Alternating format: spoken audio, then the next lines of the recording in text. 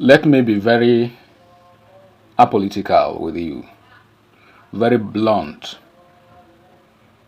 The former military head of state, General Gowon, is too guilty to be honest. He's too guilty and too disturbed and too bound by powerful dark forces and conscience full of guilt, regret, and pain and insecurity to be honest. He might only confess when he is very sure that he will no longer live the next hour or minute.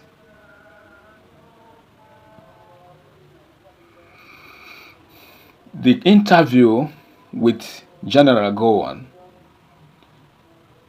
was a mockery to Igbos and patriotic Nigerians. He mocked the graveyard where he too belongs. Confederation system of government didn't come out of the mouth or the voice of Lieutenant Colonel then Odomegwu Ojukwu. General Ankara and Ojukwu Gowon were in the same car, flight, on return from Aburi, according to press conference of Lieutenant General Odomegwu Ojukwu, who kept saying that. And General Ankara took the hands of both Ojukwu and Gowon, placed them together and said, go home and implement your agreement, and execute them. On return, the British advisors and cabals of the Caliphate warned Gowon never to execute or implement that Aburi's Accord. Ojukwu waited, and that couldn't happen. What was happening continued to happen. And he didn't declare a war, but stood in line with that same agreement. What is a confederation system of government? Go check it. It is a weak center and strong regions. Just like America, for example. Just take America, for example, where states are independent. Take other states, take other countries. Just take America today, for example, where the military and police are regional. Then the federal forces remain for the general use to be deployed in any state when national or boundary or international threat comes. Where every region is in control of their resources and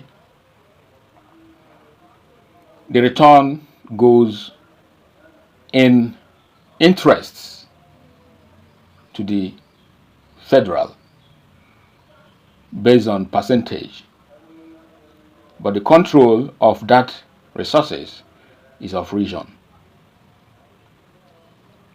I don't know if you're getting what I'm saying. Go and check for confederation system of government. All those things are secondary school government class. So who did that? But before I tell you what prompted the 1966 January 15th revolution, do you know what is happening now? I don't need to ask you that question, it's stupid. To ask you if you can see your palms. That means your palms, if you can see them. Just like asking you that question. I mean the jihad, the movement of people across Nigeria, and nobody's saying anything. What led to January 15th revolution was to stop Islamization first. stop Nigeria steeped in nepotism, corruption, and mass payment of non-Muslims, Yorubas, Middle Beltons.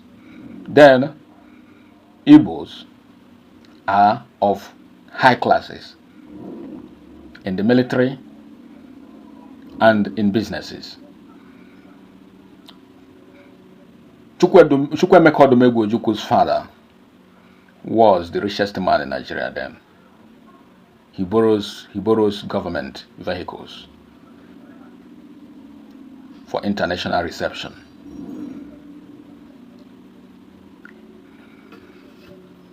Then the cleansing started after that revolution. Awolowo betrayed. Gowon took him out of prison, make him Minister of Finance. And he was the one that engineered the fall of the Igbos. Financial shrinkenness. He gave them £20 for every million you have in bank account. Food blockade and the arms blockade. The environment of civilians and children, women, not even the military with arms and weapons. Gowon didn't say anything but blatant lies, the opposite of what he did. Babangida has done himself a little favor by confessing nobody's God. The deed has been done. The Igbos have paid the price, which is the reason why you and I are still enjoying a secular state, in quote. If not, those that, don't you see what is happening? You don't know why Nnamdi Kanu rose up and they stop the mass trooping of jihadis in the east. You know that? They are all around already. Their headquarters is Benue State and the other northern region, where Christians are dominated. We cannot allow them in the east, no matter how they try, even if it's only 1% that remains. Nigeria is a secular state, not an Islamic state. We don't want to be like Kuwait, where our children are given to elderly men. Our babies, not women, not girls. I mean babies. We don't want to live in a Sharia system of madness. When words simply means Igbo have no king, it means that public opinion always supersedes. Nobody dictates. It is the opinion of the general public, the majority, that form the working objectives. We are democratic before democracy came. Stand up for what is right in an unjust society. Silence is a crime. Thank you.